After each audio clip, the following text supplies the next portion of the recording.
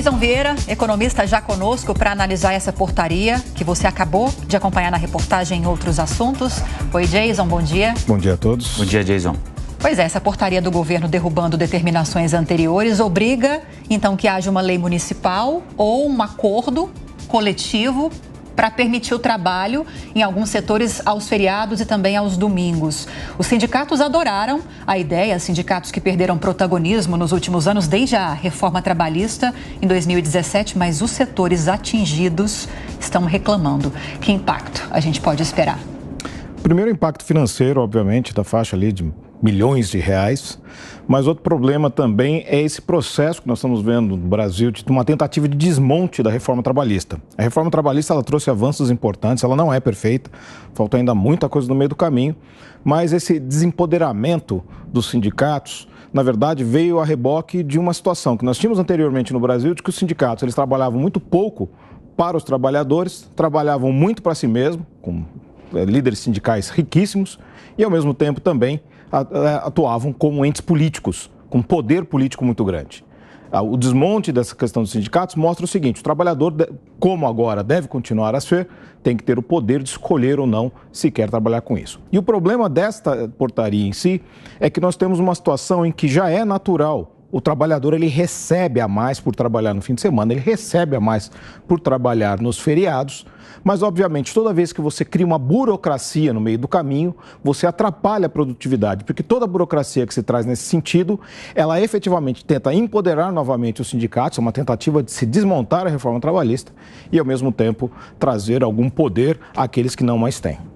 Vamos continuar acompanhando, até porque é uma garantia da Câmara de que nada, que foi, da Câmara especialmente, né, do Senado também, mas da Câmara especialmente, de que nada que foi feito no passado vai ser refeito agora ou desfeito agora pelo atual governo. Então, até porque foram eles mesmos que aprovaram. Essa é uma questão importante. O presidente da Câmara, Arthur Lira, foi ovacionado essa semana aqui num evento, quando fez essa promessa a um grupo de empresários em São Paulo. Então, vamos acompanhar. Ô, Jason, deixa eu te perguntar um negócio. Os jornais hoje publicam que o presidente Lula ainda não bateu o martelo, mas vai jogar a definição da meta do déficit do orçamento do ano que vem para março. Porque nesses 3 meses ele daria um prazo para o presidente, para o ministro da Fazenda, Fernando Haddad, mostrar que consegue chegar ao déficit zero sem comprometer aquilo que o presidente entende não deve ser comprometido, sem contingenciar dinheiro de programa social ou dinheiro de investimento em obra pública. Essa é uma boa notícia ou não? Essa, entre aspas, é uma boa notícia, porque nós sabemos, obviamente, que a pressão continua. Mas, ao mesmo tempo, como nós temos já nomes dentro do próprio governo, como Padilha, como Renan Filho, dizendo que a meta deve ser cumprida, ou seja, há uma sinalização por parte de dentro do próprio partido e de parte da base do governo, há o entendimento que isso pode ser um problema no futuro, principalmente na tentativa de se trazer uma meta de voltarmos ao grau de investimento das agências de classificação de risco. As agências de classificação de riscos já se colocaram preocupadas com isso, já se mostraram bastante alertas ao que pode acontecer no futuro, e se o governo insistir com isso, pode ser um problema. Talvez isso seja um modo, talvez, de dizer: lancei alguma coisa, não deu certo, vou jogar para frente, daqui a pouco todo mundo esquece. O problema, talvez um dos problemas, Jason, é que essa tentativa do governo de esperar para revisar ou não essa meta de déficit zero prevista na LDO, está muito vinculada ao sucesso das propostas econômicas que visam elevar a arrecadação e que ainda estão no Congresso Nacional. Como essas pautas devem caminhar nesses próximos dias? Será que elas conseguirão evitar essa revisão do déficit? Nós temos um problema grave nessa situação agora, que nós estamos em meio a uma reforma tributária e o governo querendo aumentar a arrecadação, que se choca diretamente com a reforma tributária. Sim. São dois problemas concomitantes ali que estão sendo gerados pelo próprio governo. Mas não é só isso. Eu acho que um dos maiores problemas que o governo tem agora é essa ânsia arrecadatória e não se falar em corte de gastos. Nós não estamos falando de corte de investimentos. O governo está novamente se inchando. Eu já citei aqui anteriormente, nós já tivemos só neste ano mais concursos públicos do que tivemos nos últimos 6 anos. Isso é uma coisa muito grande, muito pesada. E, ao mesmo tempo, nós temos um cenário aqui no Brasil em que a arrecadação está caindo, a atividade econômica está dando sinais de enfraquecimento por conta, efetivamente, não só de taxa de juros elevadas, mas de uma situação desafiadora em termos internacionais.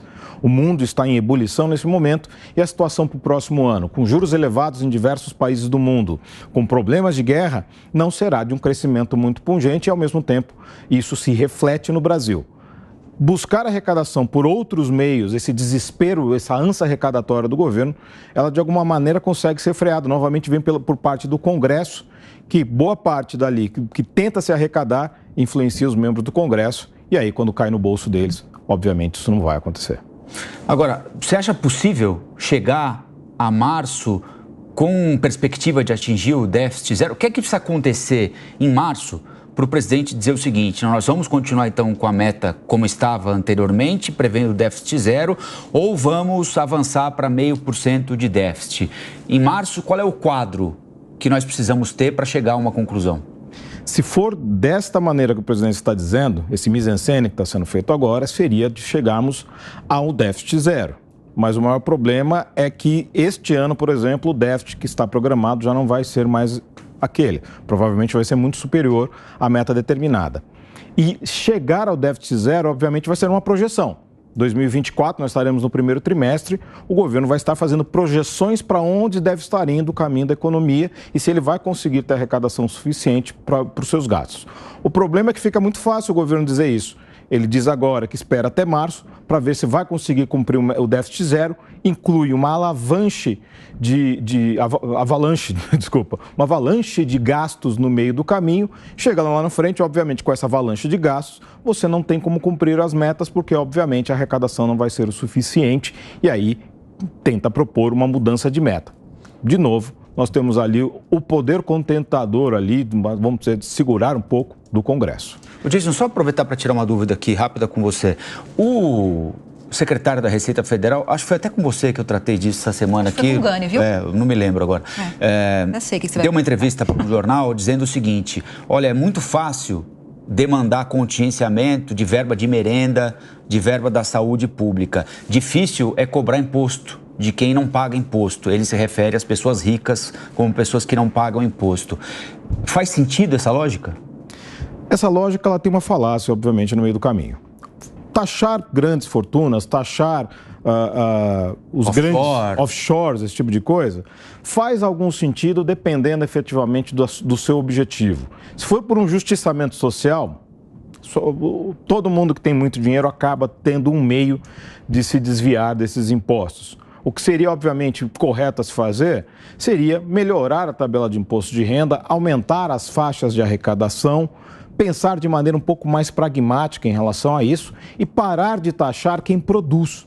Esse é um dos pontos importantes. Você quer taxar os ricos, maravilha, mas ao mesmo tempo você tem pessoas que produzem e que geram empregos e que geram rendas e que geram arrecadação e que aqui no Brasil são altamente taxadas. Não estamos falando só na física, estamos falando na jurídica. Então, essas mudanças são mais importantes do que efetivamente falar que precisa taxar ou não.